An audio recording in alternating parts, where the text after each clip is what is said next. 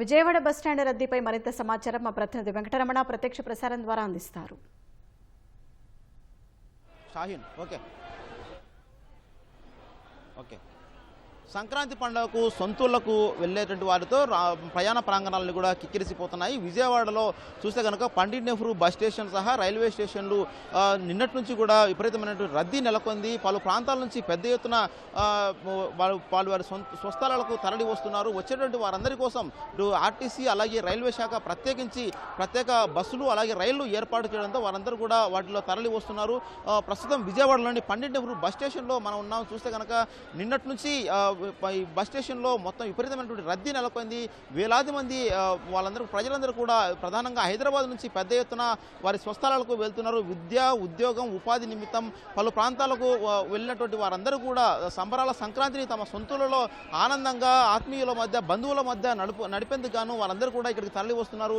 వచ్చినటువంటి వారందరూ కూడా ఇటు హైదరాబాద్ నుంచి ప్రత్యేకంగా పెద్ద ఎత్తున ఇటు కోస్తాంధ్ర అలాగే ఉత్తరాంధ్ర వైపు వెళ్లేందుకు వచ్చినటువంటి వారందరి కోసం ప్రత్యేకించి ఆర్టీసీ పెద్ద ఎత్తున బస్సులు ఏర్పాటు చేసింది. ఇక్కడ నుంచి పండిట్ నెహ్రూ బస్ స్టేషన్ నుంచి ప్రతిరోజు కూడా నడిచేటటువంటి బస్సులకు అదనంగా దాదాపు ఒక్కొక్క సెక్టార్లో 100కు పైగా ప్రత్యేక బస్సులను ఏర్పాటు చేసి వారందరూ కూడా సురక్షితంగా వారి గమ్యస్థానాలకు చేర్చేటువంటి ఏర్పాట్లు చేసింది.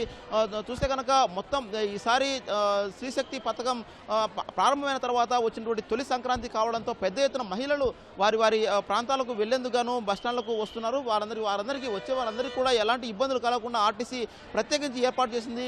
ఈ రష్ ఎలా ఉంది, ఆర్టీసీ ఎలాంటి ఏర్పాట్లు చేసింది అన్నటువంటి విషయాన్ని మనతో పాటు Pandit Nehru bus station deputy CTM Pavan Kumar గారు ఉన్నారు. వారిని అడిగి పూర్తి విషయాలు తెలుసుకుందాం. సార్ చెప్పండి, ఎట్లా ఉంది సార్ రష్ ఎలా ఉంది? నిన్నటి నుంచి ప్రారంభమైంది, ఎట్లా ఉంది రష్? ఎంతమంది ఇప్పటిదాకా వెళ్ళారు, ఎలాంటి ఏర్పాటు చేశారు?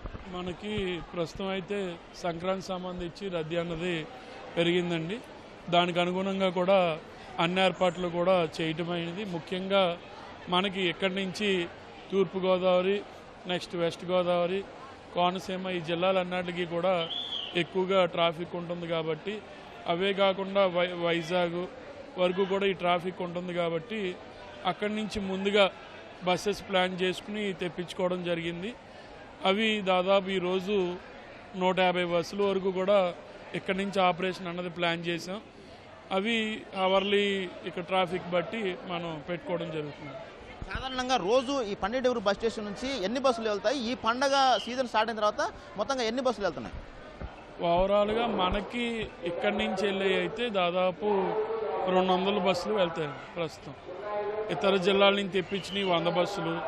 ఇవి కాకుండా ఇక్కడి నుంచి వెళ్ళేవి అదనంగా మనం సరిపోకపోతే మనం ప్లాన్ చేసి పంపేది ఇంకొక 60-70 బస్సులు ఇక్కడి నుంచి ఉంటాయి. ఇంకోటి ఇంకేమన్నా ఉంటే ఓ 30 బస్సులు అలా ఉంటాయి. ఓవరాల్గా ఒక 200 బస్సుల వరకు మనకి ఇక్కడి నుంచి పబ్లిక్కి స్కాటర్ చేయడానికి పడుతుంది.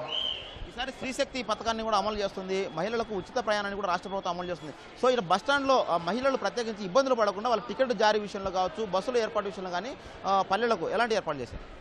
మనకి ఇప్పుడు ఏదైతే ఇందాక మీతో అన్నాము ఈ 150 బస్సులు అన్నవి, అందులో ముఖ్యంగా దాదాపు 100 బస్సెస్ కూడా ఎక్స్ప్రెస్ పల్లె బస్సులే ఉంటాయి.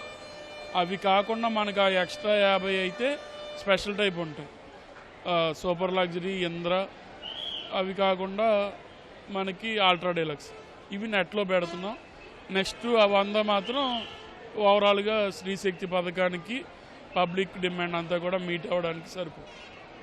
సిబ్బంది ఎంతమందిని మోహరించారు ఇక్కడ? ఏర్పాట్లు కావచ్చు, వాళ్ళకు సమాచారం ఇచ్చేందుకు గాను, అలాగే బస్సులు ఫ్రీక్వెంట్గా నడవడానికి ఏర్పాట్లు పర్యవేక్షణ కోసం ఎంతమంది సిబ్బందిని మోహరించారు, ఎట్లాంటి ఏర్పాటు చేశారు? ఇక్కడి నుంచి ఆఫీసర్స్ దాదాపు ఒక 15 మంది ఆఫీసర్స్ రావడం జరిగింది. వాళ్ళతో పాటు సెక్యూరిటీ, మాకు ఇక్కడ ట్రాఫిక్ని కంట్రోల్ చేయడానికి సెక్యూరిటీ కూడా 50 మంది రావడం జరిగింది. వీళ్ళు అందరినీ మనం యూజ్ చేసుకుని పబ్లిక్ ఎటువంటి ఇబ్బంది లేకుండా క్లియర్ చేస్తాం.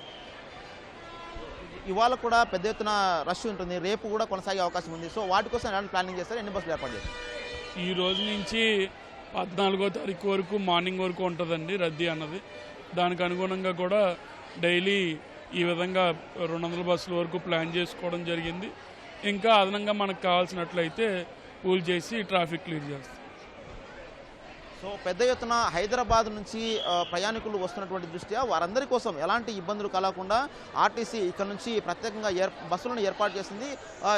ఎక్కువగా పల్లె వెలుగు అలాగే ఎక్స్ప్రెస్ బస్సులను ఏర్పాటు చేసి వారందరూ కూడా స్వస్థలాలకు వెళ్లేందుకు తగిన చర్యలు తీసుకుంది. ప్రధానంగా చూస్తే కనుక విజయవాడ నుంచి హైదరాబాద్ మధ్య ప్రతిరోజు కూడా 250 సర్వీసులు ఏపీఎస్ఆర్టీసీ నడుపుతుంది. వీటికి అదనంగా మరో 50 ప్రత్యేక బస్సులు కూడా ఏర్పాటు చేసి వాళ్ళ రష్ను ఇక్కడికి తీసుకువచ్చేటందుకు కూడా ఏర్పాటు చేసింది. అదే తెలంగాణ రాష్ట్ర రోడ్డు రవాణా సంస్థ కూడా దాదాపు 250 బస్సులు కూడా నడుపుతోంది.